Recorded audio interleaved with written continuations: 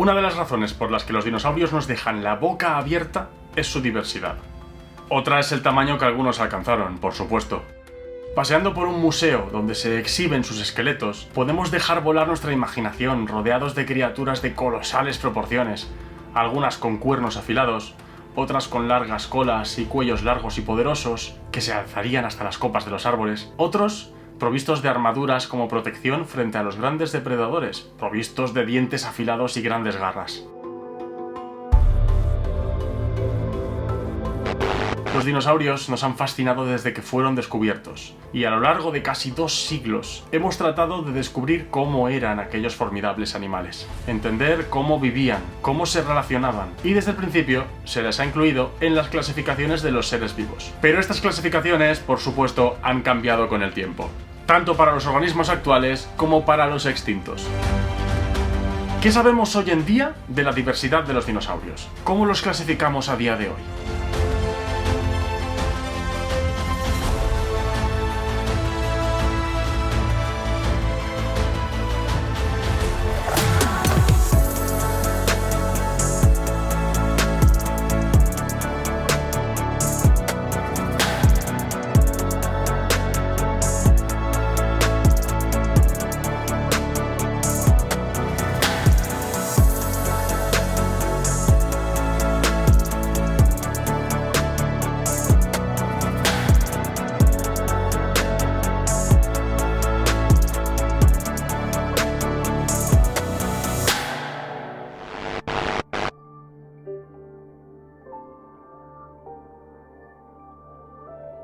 Cuando en los siglos XVIII y sobre todo el siglo XIX comenzaron los primeros intentos por ordenar a los grandes vertebrados extintos en el álbum de la vida, los paleontólogos se enfrentaron a la dura tarea de encajar a los dinosaurios y otros organismos extintos dentro de los grupos de vertebrados actuales, en el caso de los dinosaurios, dentro de los reptiles.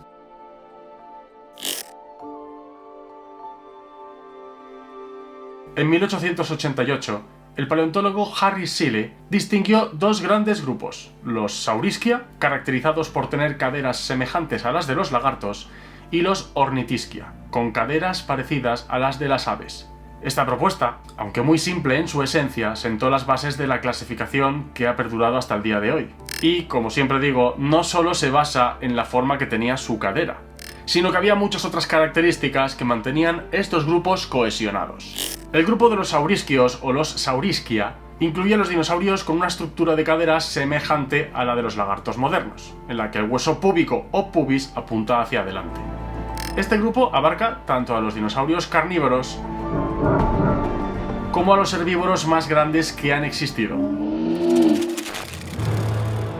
Apareciendo en el periodo Triásico hace aproximadamente 240 millones de años y desapareciendo la mayoría de ellos, no todos, hace 66 millones de años a finales del periodo Cretácico. El grupo de los Saurischios se divide en otros 2 subgrupos, Theropoda, o el grupo de los terópodos, y los sauropodomorfos. Los terópodos son conocidos principalmente por ser los dinosaurios carnívoros bípedos. Algunos ejemplos incluyen, por supuesto, al icónico Tiranosaurio Rex, al popular Velociraptor o al infame Spinosaurio. Aunque con características comunes y siendo en origen todos depredadores, hoy sabemos que los terópodos fueron bastante más diversos de lo esperado y que incluso algunos también evolucionaron hacia dietas omnívoras e incluso posiblemente herbívoras.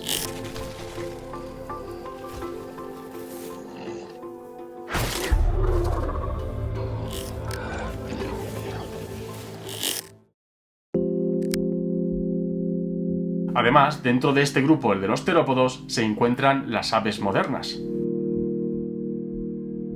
Los sauropodomorfos, por otro lado, fueron grandes herbívoros, provistos de cuellos largos y cabezas pequeñas.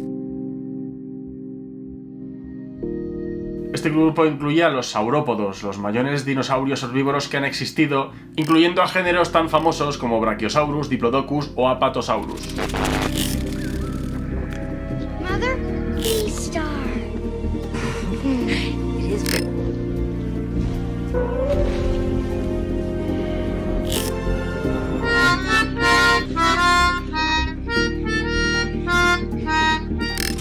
Estos Estos dinosaurios alcanzaron longitudes colosales y se caracterizaron por una estructura esquelética adaptada para soportar estos cuerpos masivos. Estos herbívoros cuadrúpedos aparecieron también en el Triásico y prosperaron durante el periodo Jurásico y el Cretácico, desapareciendo a finales en la gran extinción hace 66 millones de años. Su enorme tamaño les ofrecería una ventaja defensiva frente a la mayor parte de depredadores, y podían alcanzar esos tamaños porque, al igual que los terópodos, tenían un sistema respiratorio provisto de sacos aéreos.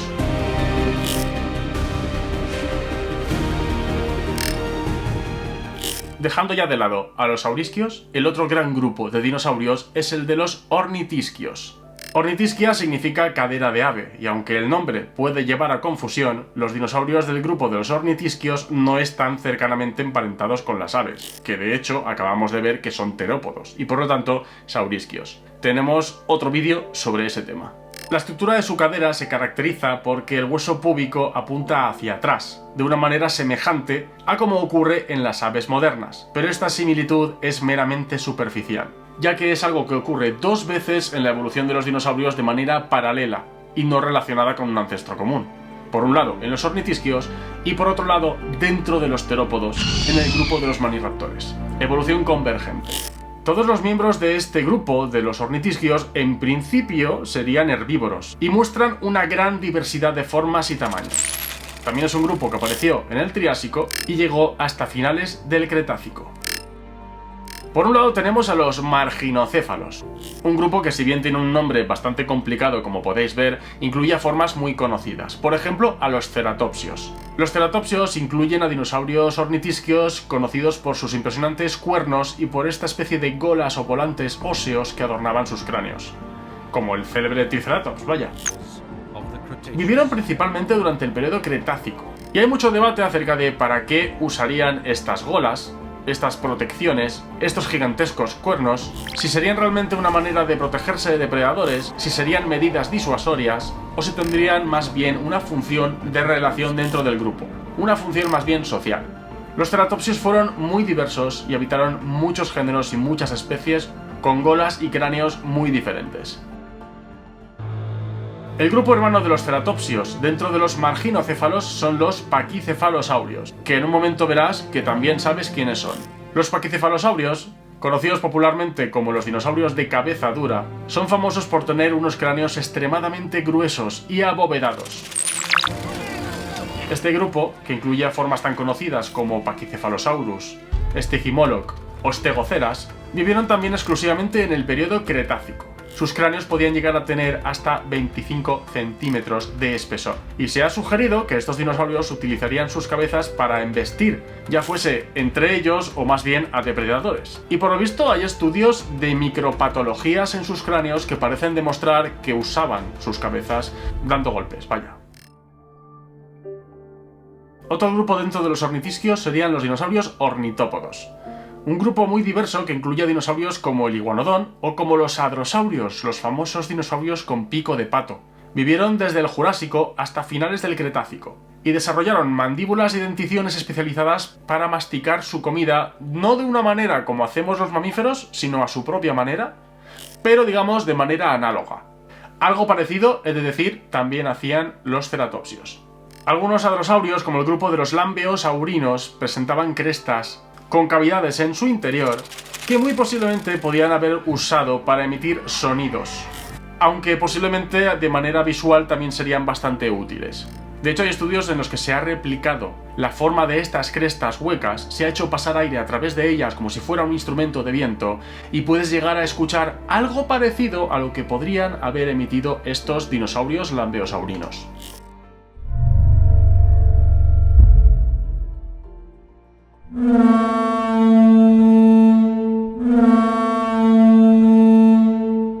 Que a ver, habría también tejido blando y a saber cómo se modularía ese sonido, pero es lo más parecido que tenemos.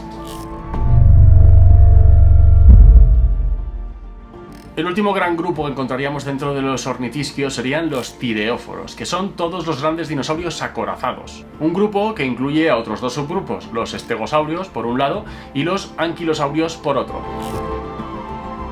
Los estegosaurios, como el célebre Stegosaurus o como Dacentrurus, Son fácilmente reconocibles por las grandes placas y púas que recorrían su espalda y su cola. Que por cierto, a las púas en la cola se les da el nombre de Tagomaiser. Es un nombre más popular que científico, pero se usa mucho.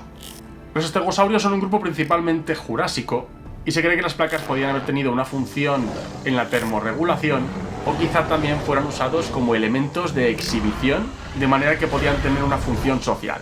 Ser importantes para las relaciones, para la comunicación intraespecífica.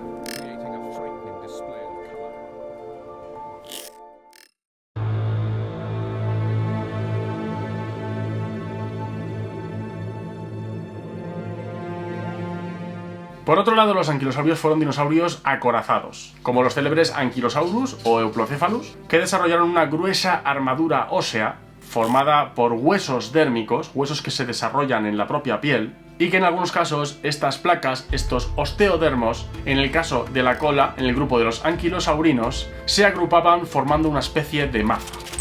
Vivieron principalmente durante el Cretácico y eran verdaderos tanques vivientes, con totalmente la espalda y los flancos cubiertos por placas óseas. De hecho, tenían hasta los párpados acorazados algunos de ellos.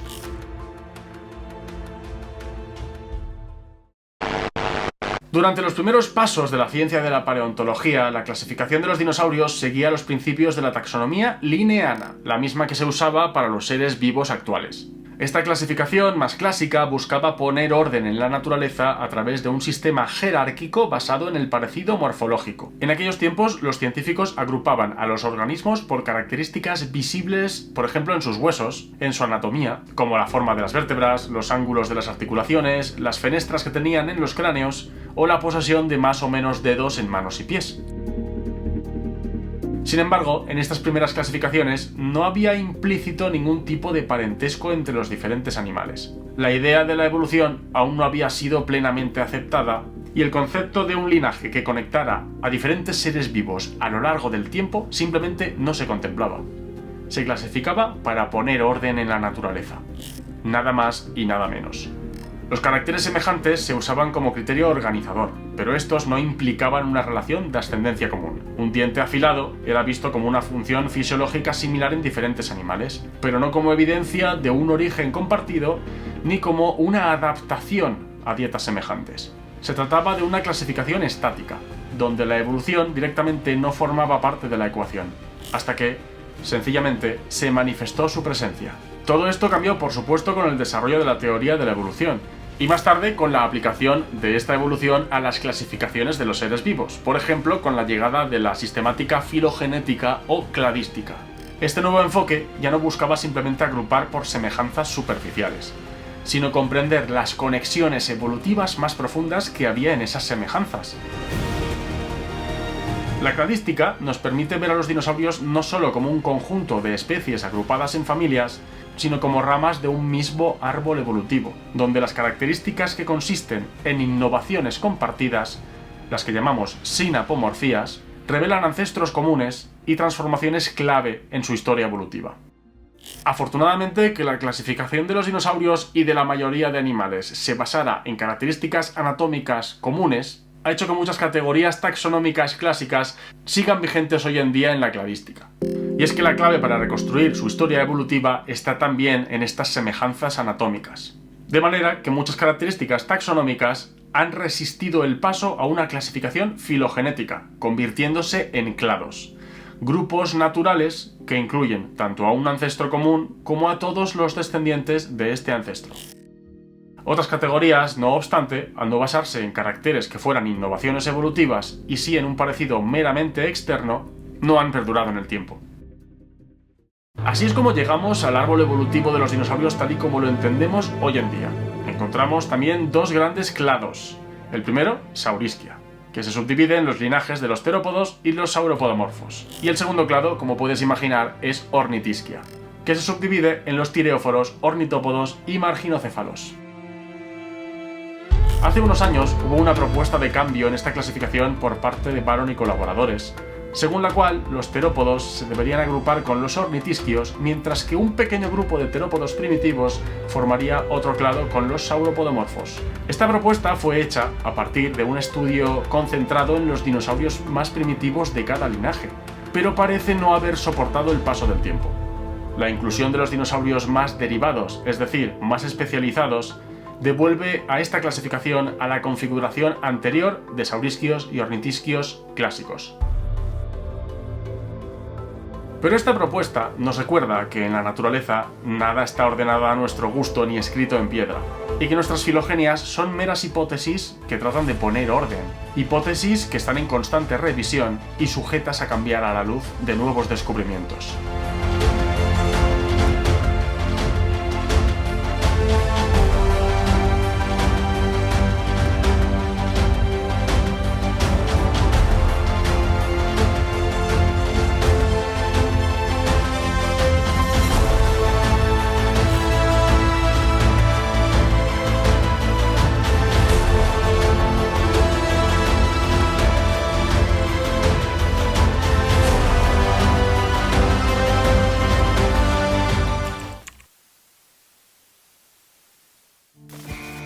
You didn't say the magic word.